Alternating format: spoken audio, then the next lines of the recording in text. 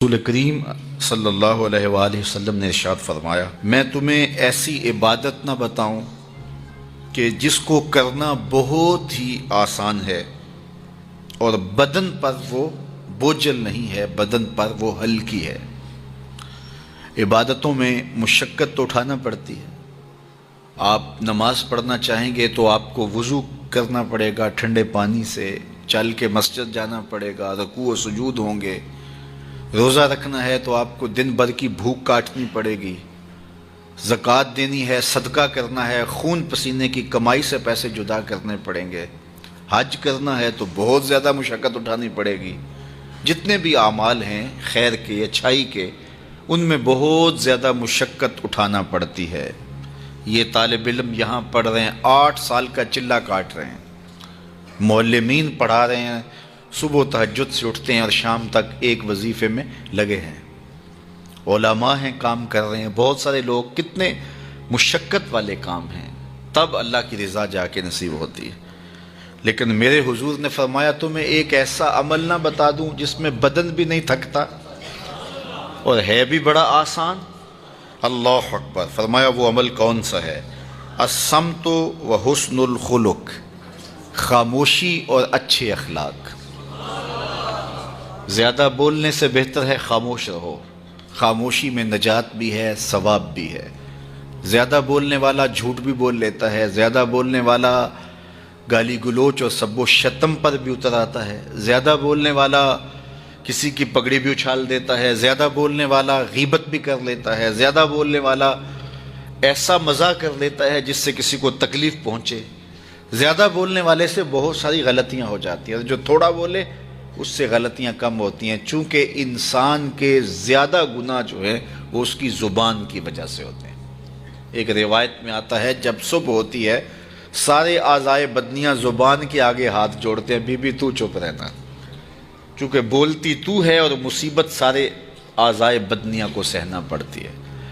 تو یہ زبان جو ہے اس کی وجہ سے زیادہ گناہ ہوتے ہیں، یا زبان کی وجہ سے، یا انسان کی عصمت کا جوہر جب لٹتا ہے تو پھر اس کے پلے کچھ نہیں رہتا۔ اس لیے میرے حضور نے ارشاد فرمایا، جو تمہاری 2 ٹانگوں کے درمیان اور جو 2 جبڑوں کے درمیان زبان، ان دونوں کی مجھے تم ضمانت دے دو، میں محمد تمہیں جنت کی ضمانت دے دیتا ہوں۔ تو فرمایا کہ میں تمہیں ایسا عمل نہ بتا دوں کہ جو بہت ہی آسان ہے، اور وہ کیا ہے؟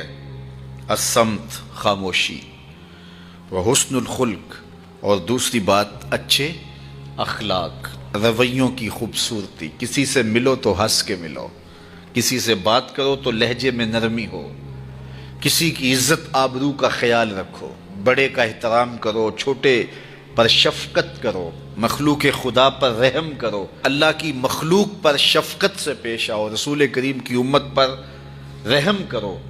تو یہ ایسا عمل ہے جس پر کوئی مل بھی نہیں لگتا، قیمت بھی نہیں لگتی، بدن بھی نہیں تھکتا، لیکن نامہ اعمال نیکیوں سے بھر جاتا ہے۔ قیامت کے دن نامہ اعمال پر سب سے وزنی جو عمل ہوگا وہ حسن خلق ہوگا۔ حضور نے فرمایا کہ بیہودگی اور فحش کلام کرنا، یہ سب کچھ جو ہے، تو فرمایا یہ اسلام میں سے نہیں ہے، اور بہترین اسلام وہ ہے جس میں خلق اچھے ہوں۔ حضور نے ارشاد فرمایا کہ جو حسن خلق ہے یہ گناہوں کو اس طرح مٹا دیتا ہے جس طرح جو مصفہ پانی ہوتا ہے، اچھا پانی ہوتا ہے، وہ بدن سے میل کچیل اتار دیتا ہے، اور جو برے اخلاق ہیں وہ عمل کو اس طرح فاسد اور ضائع کر دیتے ہیں جس طرح شہد کے اندر سرکہ ڈال دیا جائے تو شہد صحیح نہیں رہتا۔ تو عمل اچھے ہیں لیکن بدخلقی ان اعمال کی بربادی کا سبب اور ذریعہ بن جاتی ہے۔ اللہ جل شانہ ہمیں معاملات کے اندر خوبصورتیاں نصیب فرمائے، رفق، نرمی نصیب کرے، معاف کر دینے کی توفیق نصیب کرے۔ رزق کمانے کے جو مقاصد ہیں وہ بہت سارے ہو سکتے ہیں، لیکن شریعت میں کاروبار کرنے کے، رزق روزی کمانے کے بنیادی مقاصد 3 ہیں۔ پہلا مقصد اپنے آپ کو سوال سے بچانا. دوسرا مقصد اپنے آپ کو حرام سے بچانا. تیسرا مقصد اپنی اولاد کی کفالت کرنا. یہ بنیادی مقاصد ہیں جن کے لیے رزق کمانا، روزی کمانا ہمارے اوپر لازم ہو جاتا ہے. اور اگر آپ کاروبار کو وسعت دے رہے ہیں، ضرورت سے زیادہ کما رہے ہیں، تو اس کے لیے ایک چوتھی نیت آپ کو ساتھ کرنی ہوگی، اور وہ یہ کہ معاشرے کے کمزور لوگ، رشتہ داروں میں غریب لوگ، میرے ہمسائیگی کے اندر جو غریب لوگ ہیں، یتیما ہیں، مساکین ہیں، معاشرے کے وہ لوگ جو اپاہج ہیں، معذور ہیں، کمانے کی صلاحیت نہیں رکھتے، میں زیادہ مال کما کے ان کی کفالت بھی کر سکوں. ان چار مقاصد کو ذہن میں رکھ کر کے جو رزق کمایا جائے گا وہ دنیا نہیں ہوگی، عین دین ہوگا.